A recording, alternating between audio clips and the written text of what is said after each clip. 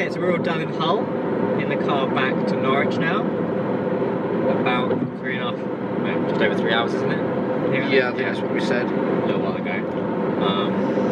We thought we'd do a bit of a review of what we thought of our Yorkshire trip. So, I mean, I've done Alton Towers 3 times before. And Paul's never done it before. We'll start at the beginning, start with Alton Towers. So, I love the retro rides they've got there. I get they've been put in place because lockdown was a bit of a struggle for all of them. It's a way of getting new people in. But it made me remember how much old theme parks, like the travelling ones, really are a lot of fun. And I finally decided that Smiler is my favourite ride. It beats the Wicker Man. Wicker Man's a close second. I didn't go on Nemesis, which upsets me a little bit because I do like Nemesis. I think Nemesis there is better than Nemesis at Thorpe Park. But it doesn't beat the Smiler or the Wicker Man in my opinion. What do you think of Alton Towers? For my first time there, I think I mentioned it before, it was definitely something new for me. Because again, like, if you think back to all those years ago, for me, I was young and I mean, it's hard to say, but basically it's like going back to something that you haven't done in a very bloody long time.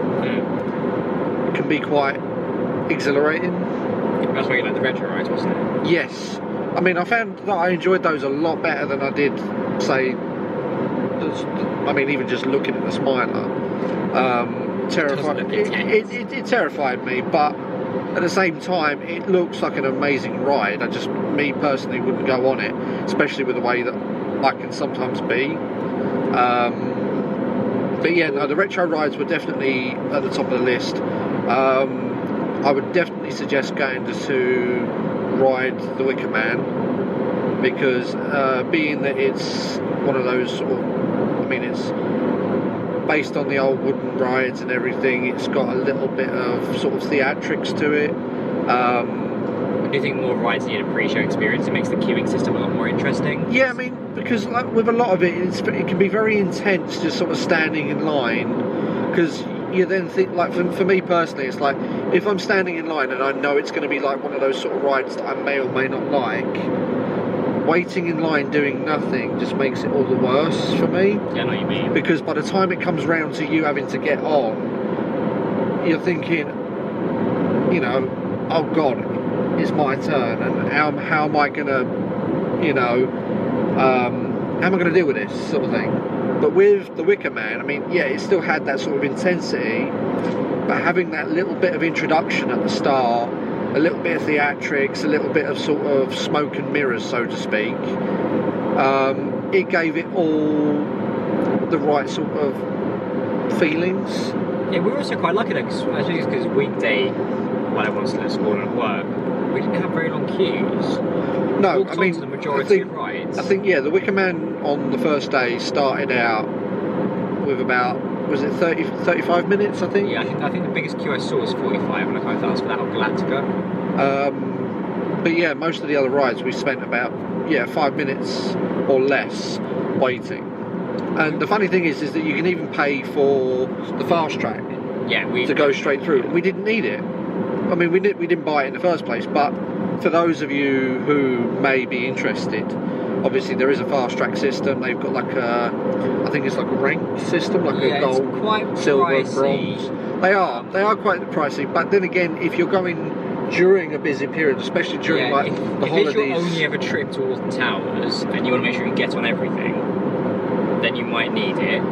If it's a place where you can go back again, you thought, well, you know, you can go as many times as you want, or you're just going to go, you know, once this year, then next year, or a couple of years' time, you can probably get away with not using it, and just make sure you work out which ride you go on first. Like, tend to not go for the big rides first, because everyone's had the same thought. We'll get those ones out of the way, so they rapidly get big queues at the beginning.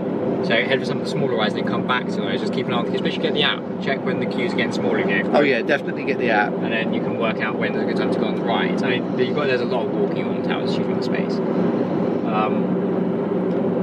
Yeah, I mean, we also have battle gallons going to that. We were perfectly lucky. Usually you see all the school coaches like, oh, okay, there's going to be loads of school kids, and we were trying to avoid the rides they're on because otherwise they're going to be really long queues. But we got on battle gallons when a primary school went on it, and it was a lot of fun. Yeah, having especially a like fight with these kids. Again, with those sort of rides, I like it where you can technically like interact with other people on the rides. I mean, if there was a lot more rides, like for instance, on the retro rides, you get to sort of sit with other people, or they're in the same sort of situation you're in. Yeah. And you're sometimes having to sort of sit opposite them or next to them, and then all of a sudden it's, you know, the announcer shouts out, put your arms up if you want to go faster. And if you put your hands up, then, you know, there's a chance it'll go faster. But if you all participate, it's worth it, because it's like you've all accomplished something in making the ride more terrifying and enjoyable. Yeah, because the other thing with that though is when you have just somebody who may be scared who sat near you or really excited near you, and you have that chat. Yeah. We didn't get that here this time, but when you have that person, you're like, oh, you're feeling a bit nervous, like, yeah, I've never been on this ride before. It's like, oh, I've never been before. You're like, oh, I've been on before, I love it, don't worry, I felt the same when I first went into that. So when I first got into roller coaster, when I was very young, my first ever proper roller coaster was Vampire in Chesington. And I was terrified. Like, little Darren was scared, but my friend was really confident, and he just helped me on it. I always think it's important to face your fears. You know, I mean, if you get really bad travel sicknesses and make you unwell, don't do it. But if it's just that generally you're scared, but you want to face your fears, go for it. You know, build yourself up, don't make yourself unwell. But yeah, yeah, definitely. Enjoy yourself. That's the point, isn't it? Enjoy yourself. But yeah, what did we do after Long Tower? Was day 2. Day 2 was. What's that? That wasn't your wildlife park, was it? No, day 2 was the second half of Long Towers. I've done Long Towers as long. Okay, so we're talking about day 3 then. Day 3 technically, it was. Okay, so day 3 was, I do believe. Actually, lost track. It was. That was Wednesday. No, National Railway Museum. Yeah. Yeah, God, I forgot. Railway Museum in York. Yeah. You'll have to forgive us, we've had a long week. We stayed in Bridlington. It's quite a long drive, about an hour and a half. Yeah, about an hour and a half. No traffic. A little bit of leeway there. Yeah, the Railway Museum was just interesting. If you like trains, go to it. Especially steam trains. Yeah. And they've got a lot of development going on there, as we saw. I was just happy to have seen the Mallard and the Rocket. That was kind of the big 2 things for me going there. I mean, I'd love to have seen the Flying Scotsman, but that's still in use and it goes out and about. See, me, I like a lot of different steam trains. I mean, I can't name them all or anything like that. I'm not as experienced with those sort of things, but it's nice to sort of see how far we've come with travel. There was a lot of information given as to where a lot of these early engines started out, how they were originally purposed, and then sort of like how they've eventually turned into what we use in today's age. So to sort of go around, even like as Darren was saying, like with the Rocket, that was like one of the very first concepts, or even we sort of pioneered designs. where steam trains went, or what we know as a steam train, because there were steam engines, but they weren't as efficient, they weren't usable to the extent that the modern steam train that we ended up with, which in the Victorian era became. And that's what we pioneered that way forward. It's really cool to see something so important to how we developed through the Industrial Revolution.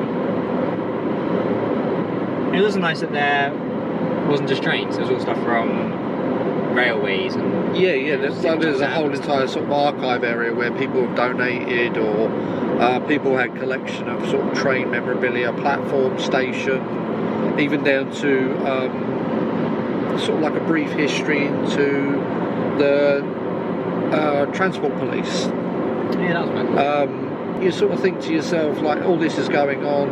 I mean, there's a couple of people, like, they've got, I don't know how to put it, but it's basically, they've got like lockers there, but they're like interactive lockers. If you open them, each of them sort of explains that they were train enthusiasts back in the day, that they grew up with trains, their grandfather were on the line dealing with the tracks or whatever, and now all of a sudden they are either volunteers working with the museum, or they are part of the railway in some way. Yeah, like really personal stories about individuals. And it's really nice to sort of hear that from the people that they're talking about, because it's like they're being interviewed, but at the same time you're being introduced to them. So they're sort of letting you know what their experiences are. And it's not something that you sort of come across much in museums, or at least as far as I'm aware. And you get in history museum, like do like the war and things, yeah, sometimes like. Yeah. But yeah, no, that was a really nice thing. Some like really personal stories about where their connections to the railway in the area. But that had quite a lot actually in York. There was a lot of stuff. We'll get onto it a bit with the York. There's a lot of stuff that's quite personal about the local area. It wasn't just generic history or generic whatever. It was about. It's sort of like, you know, it wasn't to do with like, oh well, this here was from London, and you're thinking, well, I'm not in London, I'm in York. Go to the Transport Museum in London for that. But there was a lot of different ones where it was, oh, this person was from York and they helped design this, that, and the other. And you're thinking, oh, okay, so York had quite a big part in taking on these sort of challenges and, as I said, the progression within our country. So day 4 was the Yorkshire Wildlife Park. That was correct. I enjoyed that a lot. The little hive at the front was quite cute. Yes. Shops and restaurants. That is a lot being done there. You can tell it's being modernised. It's doubled in size in 2 years, and you can see where they've done that. The polar bears were impressive. Nice large enclosures. It's good to see they're now partnering to create safe havens around the world. So they've got a polar bear project going on, where they're going to be creating a reserve for polar bears. And there was one for the Amazon, wasn't there? A load of zoos have clubbed together with Piazza to create a safe reserve in the Amazon, which is really awesome. The zoo as a whole was a good zoo. All outside, isn't it? You're not got any reptile houses or anything. There's a lot of walking involved. I think you're talking about, I think we've mentioned this as well, but I think you're looking about just over 6 miles around the whole park. They've got a vast array of different animals. It was some nice little talks and things, especially with the lemurs. They had a nice little feeding and talk with the lemurs. We enjoyed. Yeah, exactly. Yeah, I mean there was a hell of a lot. I mean, it's not just also sort of designed for the British public or English public, whatever you want to call it, because obviously they've got areas in which sort of incorporate different languages to sort of give you an explanation for the animals that are in their enclosures. It allowed you to sort of experience it from a different world, so to speak. Obviously, a lot of what we went there for was giant otters. The giant otters was definitely on the cards. I mean, we never expected to sort of be walking alongside leopards and lions and tigers and that. Although they were sort of very quiet and off, because I mean the day itself had very mixed weather, admittedly. Yeah, we did. But the animals seemed to sort of take to it. You know, they sort of went off into their hideouts, technically. Yeah, that's something quite worth mentioning. The leopard enclosure, we only saw the leopard briefly twice. I mean, a reasonable amount at the end of the day. The enclosure was huge, with really good climbing frames and everything. It's a really impressive enclosure for the leopard. The rhino enclosure was big as well. That's what you want to see in zoos these days. They've gone away from the small area, and then, there's a nice mixed species area for the African animals. So it's good to see more and more zoos making that kind of progress. Yeah. And taking animals that way. So it's all about the enrichment and make sure they're happy. Interspecies interaction enriches an animal's life, giving them things to climb and interact with. So it's not a small environment. The stuff is there for the animal. It helps the animal. It's very easy to go to somewhere and look at it and go, oh, that looks really nice. It's there for your benefit as the human. It looks nice, but the animal doesn't benefit from nothing. It just looks fancy. It's a fake tree, doesn't care. But the things were there. You could tell they were there for the animal's benefit, just to make the animal's life happier in that environment. So I really liked that. And then the next day was Bridlington. I mean, you're missing one point from the my tail. No, the Evolution Experience restaurant. Oh, the restaurant, yeah, I forgot about that. That was actually an amazing restaurant. That's probably the only bit of food we're going to mention in this little closure bit. Yeah, I mean, to be fair, it's worth noting because obviously it's part of the hive itself.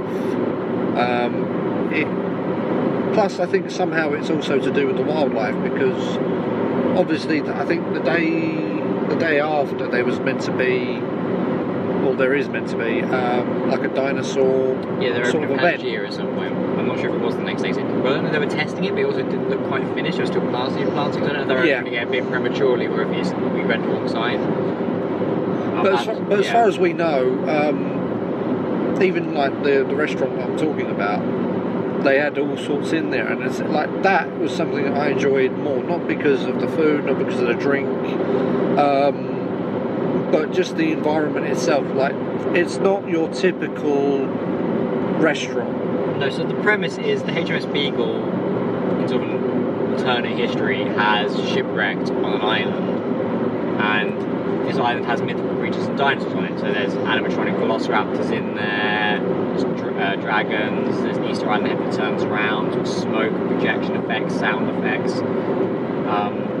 And you also got the bar itself is the HMS Beagle, which we were sat just in front of. Yeah, it looked really impressive. The second we went through the door, I wasn't sure what to expect. I was at Jupiter and I went, oh my god. Like, it looked stunning. And when you sit there and you're eating, it looked stunning. And the food was brilliant. Yeah. Loved the food. Had the pork burger, which was really nice. I like pork pork. Did make a bit of a mess with it, but there we go. Well, that's the point. But yeah, then, so okay, so day 5 then. Bridlington Animal Park. Of course. Now, So, this one Paul found before we left. We were debating doing that or the Yorkshire Wildlife Park, and I'm doing both. This was a lot smaller. This you could do in just a couple of hours. It's a very small park, but it's still worth a visit. You can tell its age. It's not a modern park, but nothing about it is bad. And you can see they're making progress. They've got a new lemur enclosure, which is a really nice lemur enclosure. You can buy food. They give you a list of animals you can feed. But I think the key part of Bridlington Park, I felt, was the animal interaction experience. Yes. Which they promote. So the first thing we did, we went to the raccoons, which was the 11 a.m. one where you could feed the raccoons. And the keeper comes out, you get given these little biscuits. And the raccoons will just use their hands, take it out of your hand. yeah, Give it to them, but yeah. they've mentioned that a lot of the animals are they're tame, they're calm, they're not relatively friendly. Yeah. You're obviously not going to let you touch one any of the. I don't think the animal park has anything really to do with major conservation programs in a huge amount. Like, it does breed them. The meerkats are also meerkats are at least concerned, so they're not for an international breeding program or anything. I think it exists in sort of one of those states where it's there to educate people rather than do major works outside of the country, like in Africa or anything. I just don't think it has the income for it's doing that looking at it. I think it is there just to go there, help create some appreciation in nature and wildlife, and educate you a little bit. So, I mean, if you've got children where you want your children to grow up really, appreciating nature and animals and not being scared of them or not understanding, I think there's a lot of benefit this place of taking children there because they get really up close and personal to sort of not unusual animals because raccoons are unusual. It's not your lions, your tigers that you expect to see everywhere else. I mean, they did have zebra, but you can have those little experiences. So obviously we fed the raccoons. We saw the bird of prey display, which is amazing. They had a red-legged streamer come out, which is like one of my favourite birds. I have a lot of birds, but my favourite birds are like birds. he has a list. And then in the shop, I think we said in the vlog, there was obviously a meerkat being looked after one of the staff members who'd had some incidents in the breeding programme and was no longer suitable to be left with the group for that reason.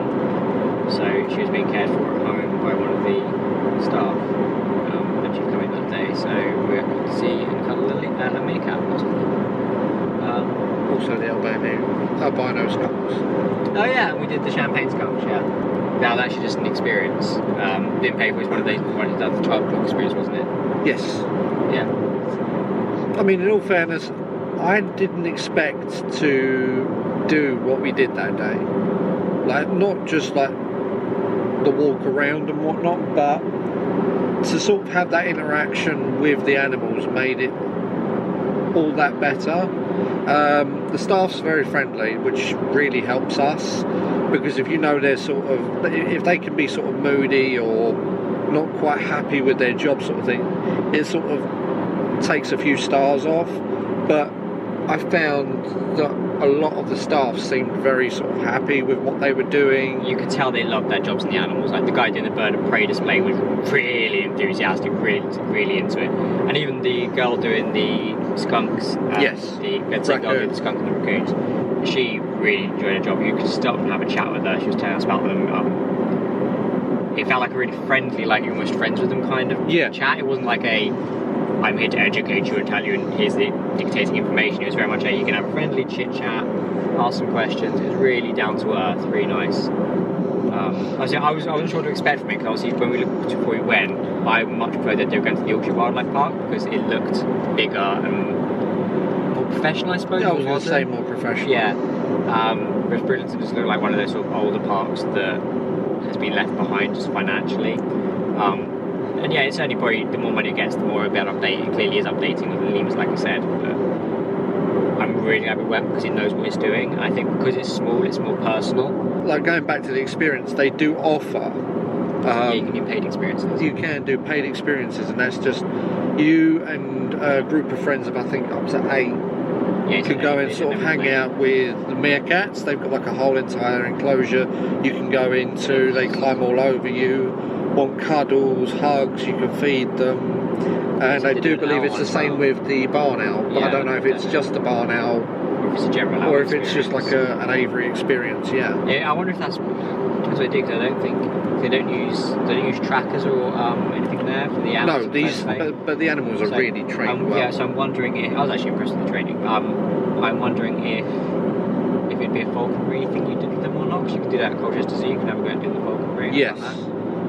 But I don't know if that'd be the same. I mean, again, we'd have to look into that, but that's neither here nor there.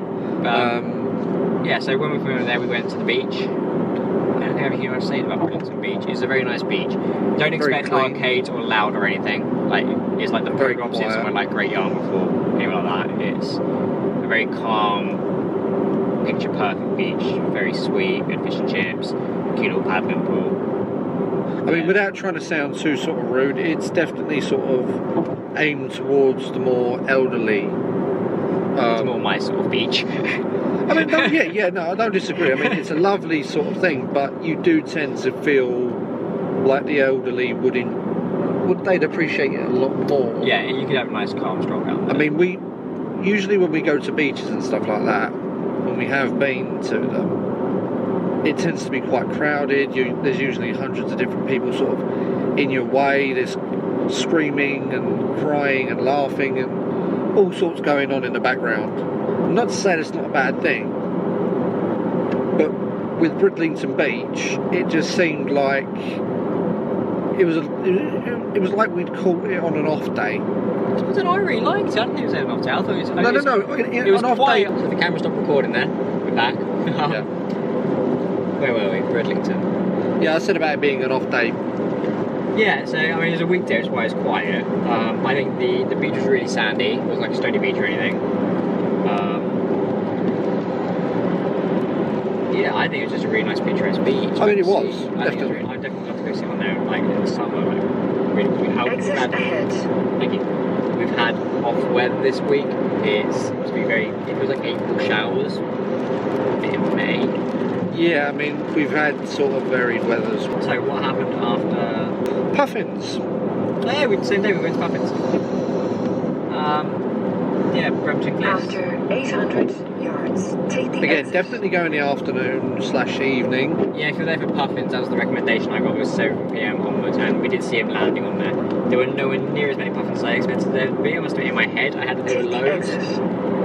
But that's expectation, isn't it? Yeah, I've seen a lot of pictures of Puffins there, but maybe that's just... If you go at the very right time, you're lucky. Time of year always makes a major difference. Like, to try and time it for a good time of year for Puffins, but... Yeah, but to be fair, that's like the weather. You can't really plan it, especially... Yeah. Like, you don't know what day is going to be a good day, what day is going to be a bad day. But the fact that we sort of persevered, stuck around, we were patient. Yeah, there was... We did eventually manage to see a number of them. I mean, I would say between Glad 5 and 6, maybe more. Yeah, same ones flying around. I'm glad I spoke to somebody about where they had seen them. I don't think we'd have found them otherwise. Yeah, we'd have probably walked the wrong way and missed them all. So talking to that guy was brilliant. Obviously, we went to see the albatross, but Yeah. it's nice walking along the cliffs. But it actually turned out to be a fairly decent evening. Yeah, I enjoyed that. It was a nice little walk along there. A bit of a laugh on the way back. Yeah. People. Some things that we can't repeat, others we dare not repeat. It was a good day. I think that was actually probably one of my favourite days. There's 3 new species for me in my collections. So yeah. I mean, they're all new species for me, but I don't have a collection. And the next day, the dungeons. Yep. So yeah, we're around York. We came back to York. That was quite an interesting day. I was shocked at how busy York was. It felt busier than walking around London, partly because I think the streets are so narrow. Plus, the event was on. Oh yeah, and the festival. The Jorvik Festival was on. Which we didn't expect. We didn't really plan around that. But to be fair, I think even if I had known it was on, I wouldn't have gone to look just at that, because we were going to the York Centre anyway. I was more interested in seeing York as a whole. If you're going to see all the historic buildings, some really old historic streets like wooden stuff. The Harry Potter shop was in the perfect location. Yes. It looked so historic, all these other witchy things down there. I mean, there was an area, there was an area we went down, and I remember saying to Darren, which reminds me of Diagon Alley. Yeah. And a lot of York seems to be that way. They've sort of tried to stick with the historical aesthetic of what it used to look like, rather than trying to sort of... They've not knocked it down and rebuilt it, basically. It looks... Yeah. I mean, it looks the way it did years ago. And I think I would appreciate that more, simply because they've tried to keep up with the appearance. Yeah, I really enjoyed that. And it was because down the same street as the Harry Potter, there was like a potion making shop, and I think there was a cafe rented from the other side where you can get drinks and things. But they do some sort of potion making experience. If we ever go to York, I think that's one of the things I'd like to do. Like cocktails or something. It's like cocktails, but like potion making themed. Then we went to the Jorvik Centre. Yes. The Jorvik Centre was just nice because it was very local. It was like on the site you were stood for the most part, not like around the very local area. So it's just a very local museum, and the majority of it is the little experience where it takes you on that little carriage around the animatronics and the story of the area. And the very first room you go into is like a glass floor where you can see a replica of what they dug up, like the old buildings that used to be there. Yeah. There's a pit, well, I suppose it isn't a pit. There's red dye that's spilled, and they're telling us that this red dye apparently was really expensive back in the day, so they're probably, when they dug it up, they could see that it's dye had been spilled, and it must have probably been an accident, so we wouldn't waste this stuff. So it's quite interesting to hear that kind of local history, that somebody once upon a time, hundreds of years ago, knocked over a jar and probably kicked themselves going, damn it, that's a lot of money. There's that kind of history. It is really nice to hear, proper local history. The museum was a lot smaller than I expected to be. I thought it was going to be, the ride was a short section, and there'd be a big museum afterwards, but it turns out the ride seems to be the main thing, and there's a small museum after. I think I explained that because of how the dungeons works. The dungeons is always going to be it has like the small boat ride at the beginning, and then you have the full dungeons experience after. That's kind of what I was expecting it to be. The ride was an introduction. Basically, like the ride is the experience, and there's a small museum after the ride. That's how it came across to me. Yeah. I mean, I could say a lot about it, because again, it's not something I would have done had I come here on my own or with my family. I'd have probably seen it and just gone, oh yeah, it's something to do with Vikings or other, but I enjoyed it because of how much effort they've put into making it historical. Like they've done their very best to sort of keep it true to York. This sort of discoveries that you come across in these sort of situations, you don't expect them to sort of keep it local. Most things end up being sort of sent off to the bigger museums, or it's taken off and you have to travel to those locations. But to actually be on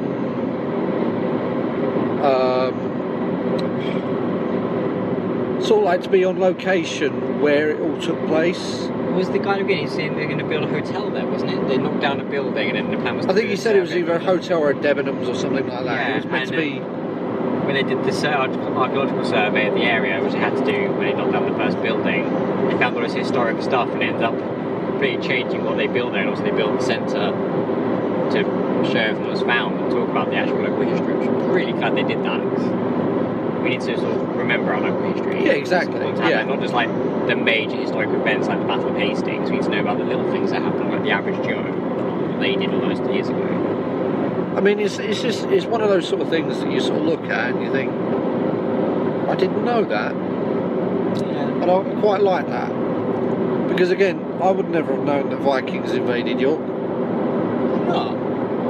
No. Honestly, cannot say. I mean, I grew up learning all sorts about the UK, but never once did the idea of Vikings pop up.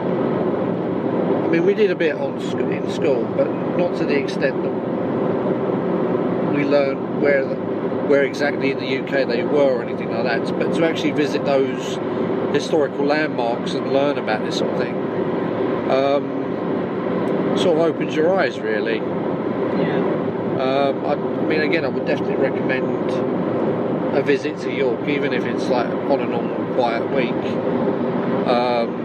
You know, when there isn't any sort of festivals or events going on. There's cute little market things I found as well. I didn't really vlog much of that because I didn't really do anything else, walk through it. But yeah, I think if you gave it a bit more time, there's loads you can see in York. There's loads. It's like a really touristy city in a good way, in the sense that there's so much historic stuff to go do and see. Small little quirky shops and back streets and things. You could really explore it and get lost in those streets and have a good time. I mean, I would say if you're on foot, definitely trying to find somewhere to sit down once in a while. Yeah, you gave up by it, didn't you? I went by myself for a little bit. I mean, it was one of those sort of days where, you know, you're feeling a bit sort of... Bear in mind, you had done 6 days beforehand of pretty much constantly being stood up and walking. Yeah, true. So yeah, we ended that day with the Dungeons Over 18 Late event. Which we both found... Might be the highlight of the week, possibly. That was hilarious. I mean, it definitely ticked a number of boxes. I couldn't imagine what we was going to expect, because again, it sort of gives you a brief description as to what's going to happen on the night, sort of thing, but you don't quite know how that's going to go or how sort of in your face they're going to be or anything like that. But from where we started, it seemed very sort of normal, mundane, basic scripture. Yeah, I was expecting from it. I'm not expecting from it. The way it's been last event, it to be a lot scarier, with more jump scares. I didn't personally find the scares were that much elevated compared to a normal Dungeons experience. No. It seemed to be the humour that was heavily The elevated. humour was definitely a lot more elevated. I mean, as you said, it's definitely got a lot better with the laughter in that sense. The fact that it was a later showing. Yeah, sorry, a later showing. But I find that sort of helped it along. Yeah, I think the number one actor in that was a torturer. Yeah, I mean, he was fantastic. So overboard, it was brilliant. I'd love to know how much of his stuff was scripted and how much was just him improvising on the... Yeah, I mean, the guy that was up there with him sort of was playing along, so I don't know whether he knew what to expect or what. But I think he seemed a little bit nervous at first. But he was. But it was just the fact that he had his own sort of jokes rolling off the tongue. Yeah, and the guy was playing off of that. Yeah, I think he just got involved with it. I think at first he seemed quite nervous the guy who got picked, and then he started to go flow with it once he went into it. But I find that that's sort of the things that I enjoy, when you can actually sort of get yourself involved in those sort of things. Because with a lot of these sort of places, they do say to you, "Oh, don't interact with them, don't, you know, question them." I mean, when we went to London Dungeon, I found that when the person at the start asked, because again they directed at me, this was the first time that I had the interaction, But they were like, what's the word? But basically, it's like they ask you, who do your loyalties lie with? And James. And you're meant to say like King James or the King, the royal family or whatever. And if you say it wrong, they sort of then just lead on to the next person. But with this, it seemed a little bit more personal. Hi, we're suddenly zoomed in because the camera died and I can't charge it in the car, so we're using a phone. So the quality's going to be majorly different, I think. Yeah, we'll see how it goes. But yeah, no, what was... We're talking about the torture and the human improvements. Basically, yeah, no, what I was saying is that it just seemed like you could bounce off of each other. Exit ahead. Because, as I say, you spend a lot of time sort of feeling quite nervous when you're picked. I think part of my nervous was I'm quite familiar, especially with Untitled, so I kind of expect what they're going to do for you humour-wise, where it's going to go. But being the late one, I didn't know where the humour was going to go, and I was like, I don't know. I couldn't second guess what they were going to do. No. Some of them were quite things. So the judge humour, I was more or less as you expect the judge to be. He did take the one with the girl a bit further. Yeah, he had her dancing and asking her to... the bridges. Yeah, they did that one a bit more of an adult direction. But there's nothing wrong with that. I mean, it was... That's the point, really. Again, it's the point. I mean, you're meant to have a laugh. I mean, it's like one of the things I came up with, even though I may or may not get picked, if I was to have done that again, and I got picked by the judge for... I think it was the first one. Yards, take the exit, then go left on the roundabout. He asked him and says about I'd like my money back. Oh yeah, and he tried giving it back to him. He was like, "There's no money here, sir." I'd have handed. I would have honestly, if I could have set that up, I'd have handed him Monopoly money. Just handed him like a Monopoly thing. Take Monopoly money to the dungeons next time we go to London. I don't know if they do it in the London ones though. I think it would be quite funny. I mean, I don't know if they've got like a couple of different gags to be used on them, so that it doesn't remain. 500 yards, go left on the roundabout. First exit. So it doesn't remain samey. But yeah, I mean, I found that was quite enjoyable, especially where they picked you out. But then at the same time, I wished they'd have done something further with you rather than just the that basic joke was the old same gags. generic joke that they use in all the ballroom bits. To be honest, it's quite a funny one. It's quite a simple way of moving on. I wonder if to stall you out, if they have an alternate joke they can do there, if they want to slow that room down and not stop and catch up with the next one, then they make the third one longer. Maybe say there's no group ahead of you, we can get you into the next room, we'll do the quick joke. Or it's going to be there's a group ahead of you, they've not moved out yet, we need to slow you down, we'll do the longer joke. Because they definitely have ways of stalling out the groups. Sometimes just with like longer stairs. I'd love to know what the actual background of how they decide what they're doing and how it is. And there was a surprise photo opportunity as well in one of the rooms. Yeah, which you don't get. Yeah, there was a flash of light and I thought it was part of the special effects. Turns out they take a photograph during one of the scare moments. We didn't buy that one. Mainly because Paul looks weirdly just staring in front. And I look intense as though I'm looking at something else, but I have no idea what. Yeah, I was oddly just staring at the camera.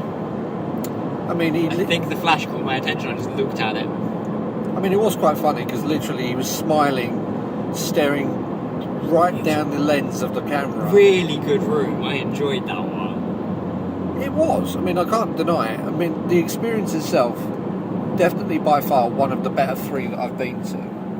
Yeah, we definitely go do the other ones. I want to go do the ones up north. Edinburgh is one, doesn't it? We'll do Edinburgh. See, I think I'd find Edinburgh quite interesting anyway. Yeah. Blackpool has one as well, we should go do that. Yeah, I think I remember going there when I went to the Madame Tussauds. And then one day go do the Amsterdam one. Everyone do that, because you can't get that in English. If you get a full English speaking group, you can do the Amsterdam one in English. But obviously today we went to the Deep, which we briefly looked at. If this is at the end of that vlog, if it's not at the end of this vlog, then that's in the previous vlog. I have no idea how I'm laying this out yet. So yeah, an impressive aquarium to say the least. I was thoroughly impressed. Yeah. So the main tank was incredible in its size. It's really tough for fish to just get out of sight if they want to go somewhere else. Do their own thing. Yeah, just get all around these obstacles and things. Little places, hidey holes and stuff for them to use. There was even a moor eel in there. Like 4 or 5 different species of shark. Stingrays. See, I like stingrays. I especially like how they sort of swim along the bottom of the ocean. But it's neither here nor there. But personally, I mean, what Darren was talking about with the tank. I mean, I see they've got like a little area where they show you the construction of that tank, and it was nice to sort of see that as well. That was the smaller tank. Was it the smaller tank or was it? Smaller tank. Is that smaller round one, the bit at the back that they're showing you the make? Yeah. Yeah. Not the big tank. Oh, okay. So there were 2 different tanks. So there's a small tank bed at the front when we first entered. A little round one, that little dip at the back. Yeah. That's what I'm talking about. Yeah. And then you got the major tank with the sharks in. Okay, so there were 2 separate tanks, right? Okay. There's nothing about the construction of the major tank. There's something about the small tank. Sorry, I thought you were referring to the other tank. Oh no, I was talking about the huge tank with the sharks and the rays, etc. Because you said about going down the back. Yeah, the sharks can go down the back. Okay. If you go to look at it, when we were in that tunnel, there was an area around the back they can go around. Okay. But yes, well, there you go. But yeah, no, the smaller tank then, yes. I definitely enjoyed that. Even with it being a smaller tank, it's just nice to sort of see. And there's a lot of information around the actual building, not just to do with the fish, but to do with like the ocean. And rivers, there's all the stuff rivers, the sea life that lives in the ocean. It's about amphibians. And it's just really nice to sort of see those sort of things, because you don't see that in your like a normal generic sea life centre like you do in London. I do like the sea life centres, but that was. Sea life centres are very good. Yeah. This was just a little bit better because it's very interactive for the kids as well. And I heard a dad there saying to his wife, basically, that it's the first time they've seen their daughter really enthralled and interested in what's going on. And she's not that fast. It's kind of nice that, that's clearly, that says something when clearly they've got a child that probably hasn't been interested in these kind of things very much in the past, and suddenly she's like really eager. That shows you're doing a good job as an attraction, that you're getting your purpose across, you are educating, you are creating interest. So in the end, that's what those things in our childhood affect what we want to do as we grow up. Yeah. That is going to zoos and things as a child, and museums, have really inspired me to go to work with animals. That's what put me on my path, was being taken to see those things and do those things. And so, if they keep doing that with their daughter, there's a chance she's going to be like, I love marine biology, and maybe that's what she'll go on to do. Maybe she'll become a marine biologist by doing this. Or, if not that, she'll have a really good appreciation for nature and the sea and the environment, and will pioneer a little bit of, I'm going to do recycling, and just those little things that really matter as well. That's about it, isn't it? Yeah, I think so. I mean, I can't really think of much else to say. All in all, not just like the whole, like not just the deep experience, but the whole entire holiday has been like a roller coaster in a sense. It's had its ups, it's had its downs. The first 2 days were roller coasters. Yeah, the weather's been all over the place, from like really hot and needing to take my coat off to suddenly, it's chucking it down again. Could not get what the weather was like this week. It's been really weird. York itself, the areas around it, lovely, beautiful. There's been some lovely drives. There was a scenic drive somewhere near Bridlington which never got to go on. We did say we might do it, but we didn't. I mean, to be fair, we don't need that much of a scenic road. You would literally, everywhere we've been driving has been somewhere I've never seen.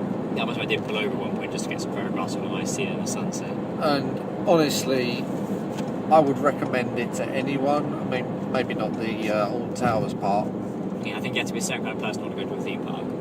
But as for the rest of the holiday, as for like the locations we've been to, the places we've seen, even the people we've met, fantastic. Honestly, would not have it any other way. Yeah, I mean, even going back to the dungeons, when we were outside the dungeons, we got there early, hadn't opened the doors yet. Other couples started to turn up, started having a bit of a chat with them about it. Yeah. Good, isn't it? There's Pretty nice good. people. I've really enjoyed this holiday. Yeah, same. Yeah, I think that's the closing point then. Thank you very much. We will do one final video, and that'll be a haul video. That's only going to be short, because we've not brought a huge amount.